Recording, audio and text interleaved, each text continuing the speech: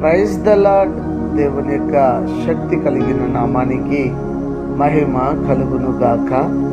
ఈరోజు దేవుని యొక్క వాగ్దానము కీర్తనల గ్రంథము 63వ సంకీర్తన 3వ చరణము.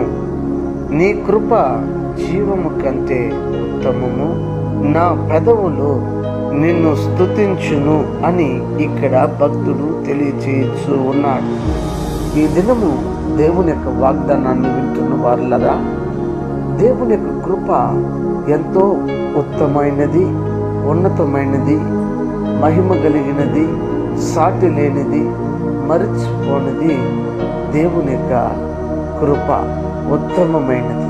అయితే చాలామంది ఆ పెదవులతో దేవుని యొక్క కృపని స్తుతించరు. అయితే ఇక్కడ భక్తుడు అంటాడు, నా పెదవులతో నిన్ను స్తుతిస్తున్నాను అంటాడు. కాబట్టి దేవుని యొక్క కృపను మనం స్తుతించేవారుగా మనం ఉండాలి. దేవుని యొక్క కృపను మనము ఘనపరిచేవారుగా మనం ఉండాలి.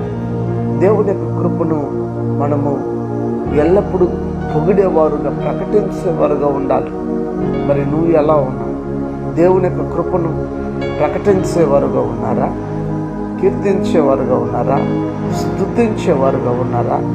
లేకపోతే మౌనంగా ఉంటున్నారా? ఒకవేళ ఈ దినము వాగ్దానాన్ని విని ఆయన కృపని, ఉత్తమమైన కృపను మీరందరూ స్తుతించండి. స్తుతించకపోతే స్తుతించండి, ప్రకటించకపోతే ప్రకటించండి.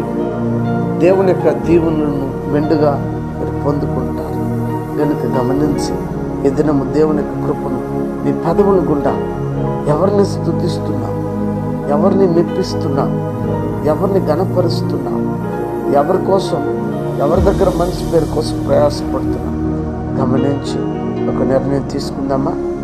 ప్రార్థన.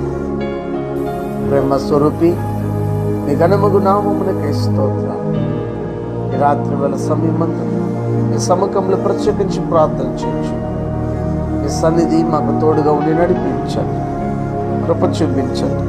కనికర స్వరూపుడా, కనికరం కలిగిన హస్తం క్రింద తీసుకుని వస్తున్నాం. అనారోగ్యం చేత ఉన్న వారికి ఆరోగ్యం, ఆర్థిక ఇబ్బందులు ఉన్న వారికి విడుదల, రక్షణ లేని వారికి రక్షణ ఇచ్చి ఇద్దరు వాగ్దానాన్ని విని ఎవరైతే తీర్మానం తీసుకుంటున్నారో వారి తీర్మానాన్ని స్థిరపరిచి క్రీస్తు పేరిట ఈ ప్రార్థన సమర్పించి అడిగి వేడుకొని ఉన్నాము తండ్రి. ఆమేన్. God bless you. దేవుడు మిమ్మల్ని దీవించి ఆశీర్వదించును గాక. ఆమేన్.